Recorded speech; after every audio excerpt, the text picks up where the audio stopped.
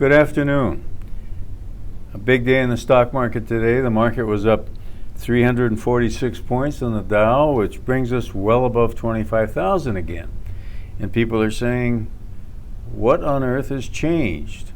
Well, nothing's changed. Bear in mind that tax cuts, deregulation take time to work their way through the stock market because people have to see to believe. And you don't do a capital improvements budget, you don't do an expansion on your plan, you don't enter into a new business right away.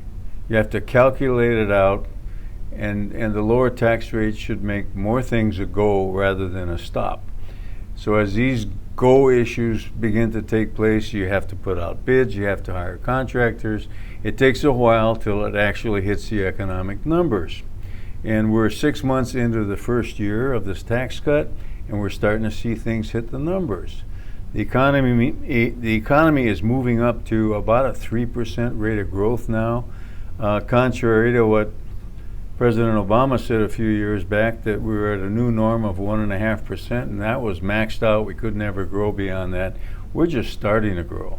So from the standpoint of economic growth, I think 4% is a good number to use for this year, and up and onward beyond that. So people are starting to see some of the proof, and they're starting to believe. That's basically what we've got. On a technical view of the market, we're starting to build in a cushion. So it is a bit safer simply from the supply and demand movement of stocks and bonds. It's a bit safer to enter right now because we have a little bit of a technical cushion being built.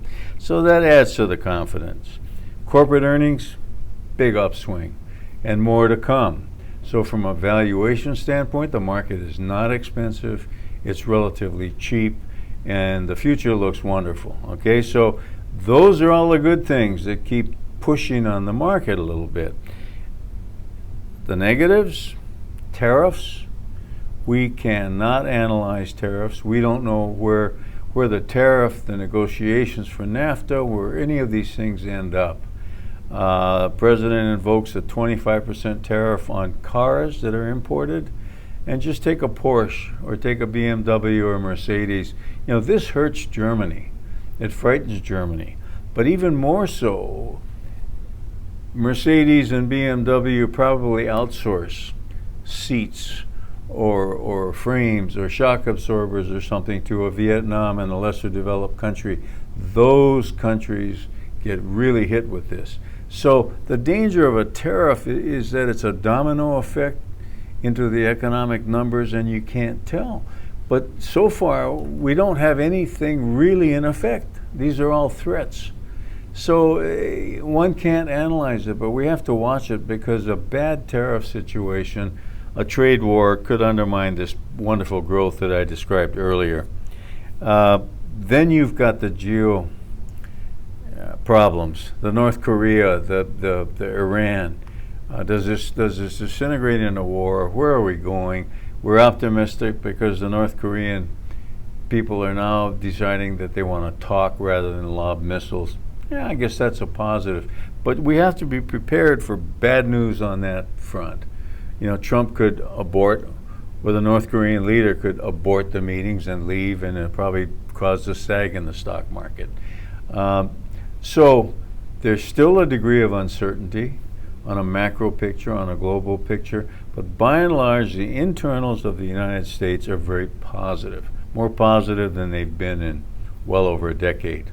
So that's the reason for the market strength. Our view has been steady as you go. We're bullish, but we're cautiously bullish, and we anticipate getting more bullish as time elapses.